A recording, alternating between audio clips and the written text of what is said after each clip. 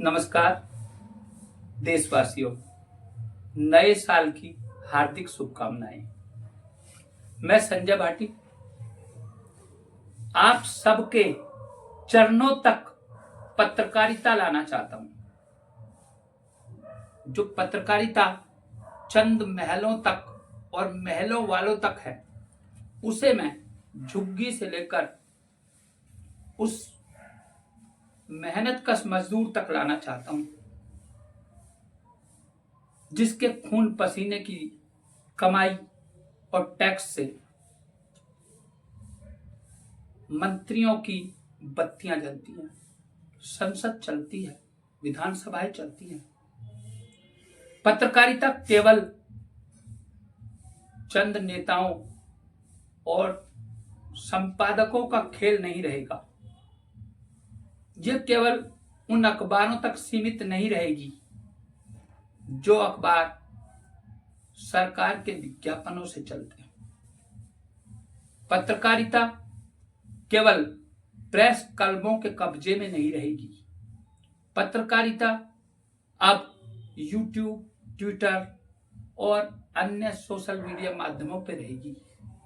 जनहितकारी पत्रकारों पर, जो जनहित के लिए पत्रकारिता करते हैं, उनको कलंकित नहीं किया जाएगा।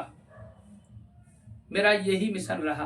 मैं एक बहुत छोटा सा अखबार चलाता था, आज मेरे खिलाफ कुछ लोग बोल रहे हैं। मैं बता देना चाहता हूं, ये देख लें, ये वो अखबार का अंक है सुप्रीम न्यूज का, जिसमें लिखा हुआ है अधिकारी झूठ बोलते हैं और जनता को लूटते हैं, सच बोलो कोठी किसकी है। इस अखबार को भाजपाइयों ने संसद और विधानसभा में खुद लहराया था। दुनिया का नंबर 1 अखबार कहे जाने वाले दैनिक जागरण का खुलासा हुआ था। जागरण ऐसे करता है खबरों का गोरख धंधा। ये मैंने नई साल पर जो ये जश्न मनाते हैं, अभी कल पत्रकार आप देखोगे, आज रात से ही जश्न मनेंगे। अंग्रेजी जाम के साथ पत्रकार और संसदों ने बनाया जीत का जश्न। ये जो कह रहे थे, कुछ लोग कह रहे थे कि जागरण की प्रतियां जलवा दी। मैंने जी नहीं जलवा दी, मेरी खबरों को देखकर जनता ने जला दी। प्रशासन जगा, जनता जगी, लेकिन जागरण नहीं। ये जागरण के ही एक पत्रकार के भाई की फर्जी एजेंसी है, जो पकड़ी गई थी, जो जेल गए। ये दैनिक जागरण के नाम पर ब्लैकमेलर खुद जागरण का ब्यूरो चीफ, ये वही अनिल निगम है जिसका बार बार हम नाम लिया करते हैं। ये प्रेस क्लब नोएडा का अध्यक्ष हुआ करता था। ये उस मुकदमे के बाद का मेरा अंक है। पुलिस बताए कब होगा सुप्रीम न्यूज के संपादक का एनकाउंटर। मैंने कभी झुकना नहीं सीखा, मैंने कभी रुकना नहीं सीखा। यह वो मुकदमे की कॉपी है जिसे जागरण के पत्रकार द्वारा लूट, चैन स्केचिंग और रंगदारी के रूप में मुझ पर दर्ज करवाया गया। यह वो डीएम के लेटर का जवाब है दीपक अग्रवाल का आरएनआई के द्वारा। आरएनआई ने दीपक अग्रवाल डीएम को बता दिया था कि अखबार ऐसे ही बंद नहीं हो जाते हैं, ये रूल रेगुलेशन से चलते हैं। ये पत्र भेजा था मेरे अखबार को बंद करने के लिए आरएनआई के लिए। ये वो शो कॉज नोटिस है, ये प्रेस परिषद को दिया हुआ जवाब है। और ये देखिए, लोग सोचते हैं कि जागरण वाली बात ऐसे ही कह दी जाती। जागरण के लेटर पैड पे मेरे खिलाफ दिया गया था। इस पर शो कॉज नोटिस दिया था दीपक अग्रवाल ने, बाद में अपनी बात से मुकर गए थे। दीपक अग्रवाल जी को हाई कोर्ट देखना पड़ा था, प्रेस काउंसिल देखनी पड़ी थी। ये हाई कोर्ट के चीफ जस्टिस के उस आदेश की प्रति है जो सुप्रीम न्यूज के संपादक के पक्ष में था। और अब अंत में ये वो नकल सवाल की कॉपियां हैं, वकीलों के द्वारा साइन करके दी हुई हैं, जो डलेंगी नोएडा के पत्रकारों के चिट्ठे खोलने के लिए है। मैं पुनः कहना चाह रहा हूं पत्रकारिता कुछ चंद प्रिंटिंग प्रेस वालों की मुट्ठी में नहीं रहेगी। पत्रकारिता प्रेस क्लब की मुट्ठी में नहीं रहेगी। पत्रकारिता रेहड़ी पटरी यूनियन के अध्यक्ष गुप्ता जी के द्वारा और मेरे द्वारा हर उस रेहड़ी पटरी वाले के मोबाइल पे पहुंचा दी जाएगी। हम देखते हैं कैसे फ्री के परांठे खाएंगे। हम देखते हैं कैसे पत्रकार किसी ठेली पर जाकर उगाही करेंगे। समझ आ रहा होगा। मैं आने वाले दिनों में आपको नाली साफ करने के लिए जो प्राधिकरण का एक अमला लगा होता है,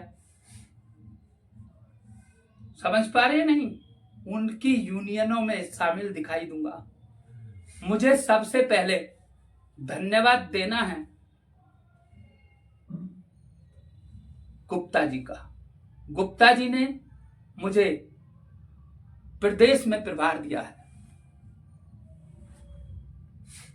उन्होंने जब गौतम बुद्ध नगर के पत्रकार मेरा चरित्र हनन कर रहे थे,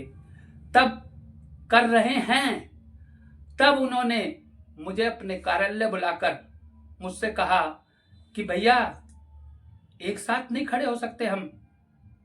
मैंने नोएडा के संपादकों के साथ जाना पसंद नहीं किया और मैंने तय कर लिया कि मैं हर उस आदमी के साथ खड़ा हो जाऊंगा जो मेहनत मजदूरी करता है। मैं उन संपादकों के साथ कभी नहीं खड़ा होऊंगा जो आबकारी विभाग से जबरन वसूली करके या आबकारी विभाग से संबंधित ठेकों पर दबाव बनाकर दारू की बोतलें लेकर सूचना विभाग लखनऊ तक पहुंचाते हैं।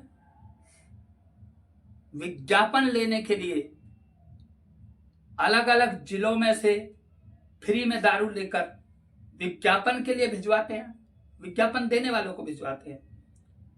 बड़ा अजीब लग रहा होगा, ये सच्चाइयां हैं।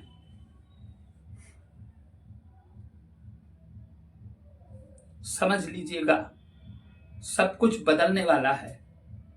जनता के साथ खड़े होकर पत्रकारिता की जाएगी।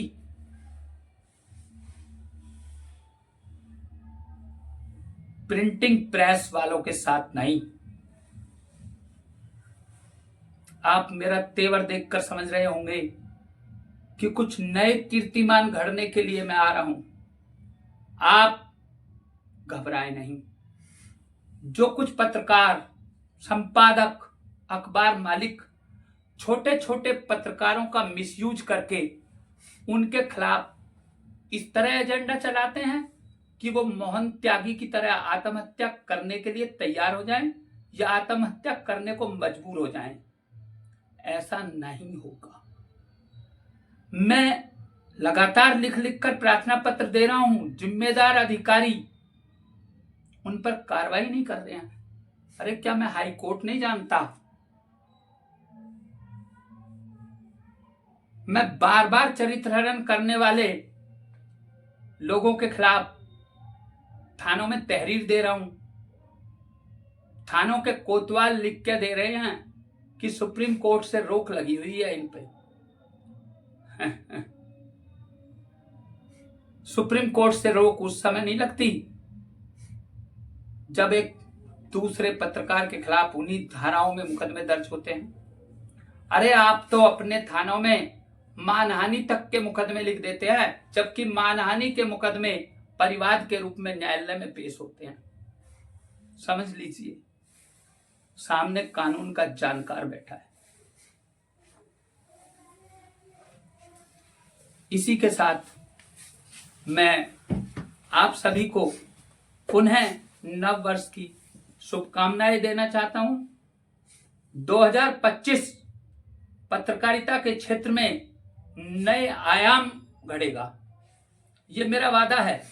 आपको अपने मोबाइल उठाकर मेरे साथ खड़ा होना है। आप ये मत समझिए कि आप सफाई कर्मचारी हैं। आप ये मत समझिए कि आप रेहड़ी पटड़ी वाले हैं। आपको मंथली उगाने वाले गुंडों से मुक्ति दिला दी जाएगी। नमस्कार। कुछ रह गया, ये कुछ बैग खरीदे गए हैं। ये बैग क्यों खरीदे गए हैं?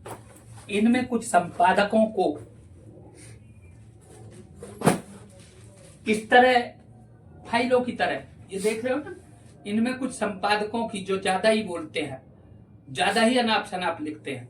मुझे आदत है अदालतों में इस तरह बैग लेके जाने की। मैं अपने मुकदमों में जिरह स्वयं करता हूं।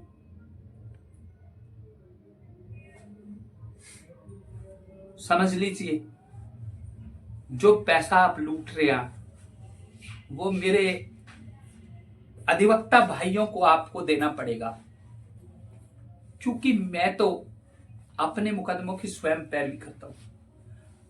मेरे खुद के परिवार में अधिवक्ता हैं, मेरे मित्रगण, मेरे परिवार के संबंधी अधिवक्ता हैं। मुझे आंखें मत दिखाइए। नमस्कार।